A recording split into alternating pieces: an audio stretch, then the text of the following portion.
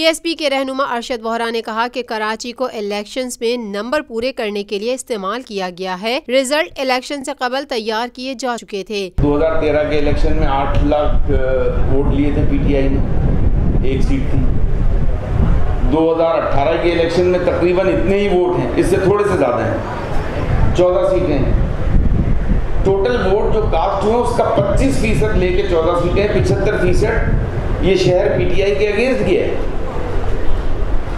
75% ये शहर मुख्तलिफ, चाहे वो मुख्तलिफ पार्टियों को पड़े, लेकिन 75% वोटों का जो आप रेशो चेक करते हैं तो उस कैलकुलेशन में 75% कराची ने पीटीआई के अगेंस्ट वोट दिए और 25% वोट लेके 14 सीटें माशाल्लाह। आइंदा अगर किसी चीज़ को मैनेज करना है तो वो फिर तरीके से किया जाए, उसमें बदनामी ना हो। मतलब ऐसा ना हो ना कि कैलकुलेशन ही आपकी आउट हो जाए। तो जो कुछ भी करना उसके लिए तजर्बा जो है, इलेक्शन आपके इससे ज़्यादा फेयर इलेक्शन नहीं हो सकते थे। वैसे भी फेयर और फेयर फ्री भी, जो भी बताया, लेकिन काउंटिंग एक डिफरेंट सब्जेक्ट आ गया था।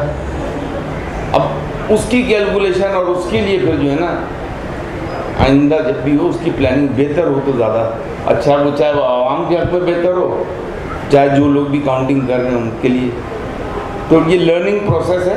उम्मीद करते हैं कि इंशाअल्लाह ताला इस लर्निंग प्रोसेस से पाकिस्तान की आवाम भी सीखेंगे और वो लोग जिन्हें इंतज़ामात दिए जाते हैं, जिन्हें जिम्मेदारी दी जाती है, एक प्रिजाइडिंग अफसर से लेकर election commission, chief election commissioner तक, उन तमाम की ये जिम्मेदारी होती है कि जो इलेक्शन के कवानीन है उनको पूरा किया जाए। पाकिस्तान पीपल्स पार्टी के रहनुमा सईद गनी ने कहा कि उम्मीदवार होने के बावजूद मुझे पोलिंग स्टेशन जाने से रोका गया। मैंने खुद दरख्वास्त दी थी, क्योंकि मेरा जो इलाका था बहुत सेंसिटिव था। मैंने खुद दरख्वास्त की थी कि फ़ौज और रेंजर्स को लगाया जाए, लेकिन वो सिर्फ अमन व अमान की सूरत हाल को कंट्रोल करने के लिए। अगर हमारी जमात ने मुखालफत की थी तो इस बुनियाद पर की थी कि इनका किरदार इलेक्शन के अमल में कोई नहीं होना चाहिए। लेकिन बदकिस्मती से जो इलेक्शन का अमल था वो इलेक्शन कमीशन से ज़्यादा शायद रेंजर्स और फौज के हाथ में था, जो जिससे शायद मैं समझता हूँ उनको खुद बहुत नुकसान हुआ है। उन्होंने कुछ किया या नहीं किया है ये एक अलग बहस है, इसमें हम जाएंगे, तफसीलात में चीज़ें लाएंगे, सारी फैक्ट फाइंडिंग हमारी कमेटी बनी है। लेकिन सवाल ये पैदा होता है जो कुछ हुआ है वो खाते में उनके आ गया है, गले में उनके आ गया है। और कराची शहर से तो ख़ास तौर पर मैं तो कहता हूँ ना, अक्सर जमातें दावा करती हैं, हम भी दावा कर रहे थे ना, इतने जीतेंगे, दावा कर रहे थे। पीटीआई ने तो दावा भी नहीं किया, उन्होंने तो तस्वुर भी नहीं किया कि 14 सीटें कौमी असम्बली की यहाँ से जीतेंगे, वो जीत गए। और इनके लोग सो गए थे घर जाकर। और मैं आपको नाम बताऊं, इनमें से कोई 8-10 तो ऐसे जो हमारे पास टिकट के लिए आए थे पीपल्स पार्टी के पास। अगर पीटीआई की इतनी वेव थी तो हमारे पास क्या लेने आए थे? टिकट लेने हमारे पास आए थे। हमने कहा जी हमारे पास टिकट नहीं है, वो मजबूरी उधर चले गए, टिकट उनको मिल गया, वो जीत गया वहाँ से। एक जगह जहाँ मेरा एजेंट निकाला रात को 2 बजे, चूँकि वो बहस कर रहा था कि मुझे दे दो, उसको बाहर निकाल के पैसे ताला लगा दिया। मैं जब वहाँ जाके खड़ा हो गया, शोर मचाया तो पुलिस बुला दी गई। पुलिस वालों से कुछ नहीं हुआ, फिर फौज को बुला लिया गया। फिर मेजर साहब एक आया तो पूछा क्या प्रॉब्लम। मैंने कहा जी प्रॉब्लम ये है कि एजेंट मेरा बाहर है, अंदर से ताला लगा हुआ है और रिजल्ट हमें दे नहीं रहे। तो उन्होंने कहा अच्छा मैं भी कुछ करता हूँ। फिर अंदर गए, वापस आए, कहने लगे जी थोड़ी देर लगेगी, 10-15 मिनट ठहरे, मैं आपको रिजल्ट आके देता हूँ। मैंने कहा ठीक है जी, मैं खड़ा हूँ। मैं 1.5 घंटा खड़ा रहा, 1.5 घंटा रात को 2:30 बजे से कोई सुबह 3:45 बजे तक, शायद 2 बजे से कोई 3:45 बजे में उस गेट पर खड़ा रहा। उसके बाद मैं फ़ोन भी करता रहा इलेक्शन कमीशन को, इधर उधर सारे करता रहा। उसके बाद कहीं जाकर वो फिर आए 1.5 घंटे बाद मेजर साहब, उन्होंने कहा कि अभी तो और टाइम लगेगा तो आपको इंतजार करना पड़ेगा। मैंने कहा मेरे बंदे अंदर बिठाओ, ये अकेले में क्या कुछ हो रहा है आपके? तो बहरहाल वो इस बात पर राजी हुए कि सारे तो नहीं, फिर मैंने कहा 2 बंदे अंदर बिठाए, 50 आदमी बाहर खड़े किए। सुबह 7 बजे उन्होंने हमें फॉर्म 45 दिया। कराची प्रेस क्लब के साबिक सदर और सीनियर सहाफ़ी इम्तियाज़ फारान ने खिताब करते हुए कहा, गुज़िश्ता रोज़ ये बैठा है सामने मोहसिन, इसके हवाले से सामने बात आई कि अब पीटीआई और हमें हवाला दिया जाता है जनाब एमक्यूएम करती थी तो जब तो आपकी आवाज़ नहीं निकलती थी। ऐसा नहीं है भाई, जब एमक्यूएम थी, जब भी जो बोलने वाले थे बोलते थे उस वक्त भी। जब अल्ताफ हुसैन का बड़ा इक़्तिदार सवा नेज़े पर था, जब भी ये सहाफ़ी जो बैठे बड़ी तादाद, कराची प्रेस क्लब खासतौर पे नंबर 1 है उसके अंदर।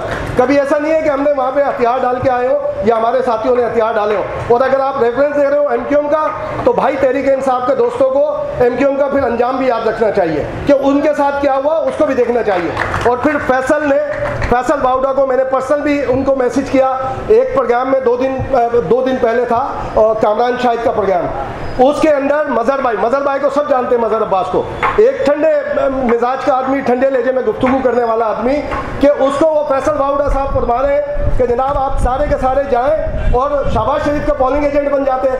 इंशाअल्लाह 3 से 6 महीने के अंदर ये हम तमाम साफी पोलिंग एजेंट बन के दिखाएंगे आपको और बताएंगे कि कहाँ मैनेजमेंट हुई है। अगर वोटिंग में मैनेजमेंट नहीं हुई तो रिजल्ट में मैनेजमेंट हुई है, वो सबको पता है। और अगर ज़बरदस्ती रोकने की कोशिश, अब वो नजीब आलम साहब एक टॉक शो में थे, मैं माजरत चाहूँगा आमिर भाई के टॉक शो में थे, उन्होंने कहा कि हम लेजिस्लेशन करने जा रहे हैं, हम लेजिस्लेशन करेंगे कि मीडिया के ऊपर बैठकर जो इल्ज़ाम तराशियाँ होती हैं, अगर कोई किसी पर इल्ज़ाम लगाए तो उसको साबित करे, नहीं तो उसके खिलाफ मुकदमा होगा। मैंने कहा नजीब आलम साहब एक बात ध्यान में रखें, आपका चेयरमैन इमरान खान, उसने कहा मैं अपोजिशन लीडर हूँ, मेरा काम सिर्फ इल्ज़ाम लगाना है, साबित करना नहीं है। तो भाईजान ये फिर हमारे ऊपर भी रखें और इंशाल्लाह हमारा एक साथी जो इल्ज़ाम लगाएगा उसको साबित भी करेगा। कराची प्रेस क्लब के सेक्रेटरी मकसूद यूसुफी ने सेमिनार पर KUJ को मुबारकबाद पेश की और शुरा का प्रोग्राम में शिरकत करने पर शुक्रिया अदा किया। ये इलेक्शन ना तो फेयर फ्री थे ना फेयर, और इसकी ग्रीवांसेस को जिस तरह उजागर किया जाना चाहिए, मेरा ख्याल है कि दस्तूर ने पहला पत्थर फेंक दिया है।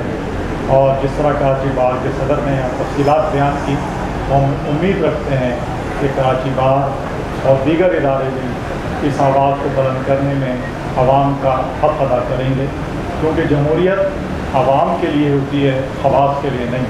बदकिस्मती है कि हमारे यहाँ खवास इस जमहूरियत को अपना ताबे करना चाहते हैं। इससे बदकिस्मती के साथ हमारे बहुत बड़ा इदारा इलेक्शन कमीशन ऑफ पाकिस्तान सबसे ज़्यादा तनकीद की ज़द में आया, सबसे ज़्यादा आवाम को उससे मायूसी हुई जिसका ये काम था ये सब कुछ करना, वो अपना वो रोल प्ले नहीं कर सका जो उससे करना चाहिए था। उसके साथ साथ दीगर इदारे भी उस तनकीद की ज़द में आए और अब तक उसकी मुख्तलिफ तावीलें पेश की जा रही हैं, जो मेरा ख्याल में कोई भी तावील ऐसी नहीं है जो आवाम को मुतमईन कर सके, जो वोटर्स को मुतमईन कर सके। जो अदलिया के ज़ेर तमाम ये इलेक्शन हुए, उनकी निगरानी में हुए, तो सूरत हाल ये थी कि जो ROs थे और DRO थे, वो उन्होंने एक इस ड्यूटी के बजाय जज की तरह एक बिहेव किया, हुक्म चलाते रहे और उन इदारों के जो क्लर्क थे, अदालती दफातर के अंदर काम करने वाले जो क्लर्क थे, उनके हाथों हमारे असातिज़ा को बेइज्जत किया गया। मैं इस पूरे वाक़े की मजम्मत करता हूँ और उम्मीद करता हूँ कि आइंदा इलेक्शन कमीशन ये काम अपने मुलाजिमीन से लेगा। इलेक्शन कमीशन अपने खुद मुलाजिमीन क्यों नहीं रखता? हम ये मुतालबा करते हैं कि वो ROs DROs के लिए अगर कुल वक्ती नहीं तो जुज़ वक्ती मुलाजिमीन रखें, जिनसे ये काम दिया जाए, जिनको इस काम की तरबियत दी जाए और वो लोग ये काम करें।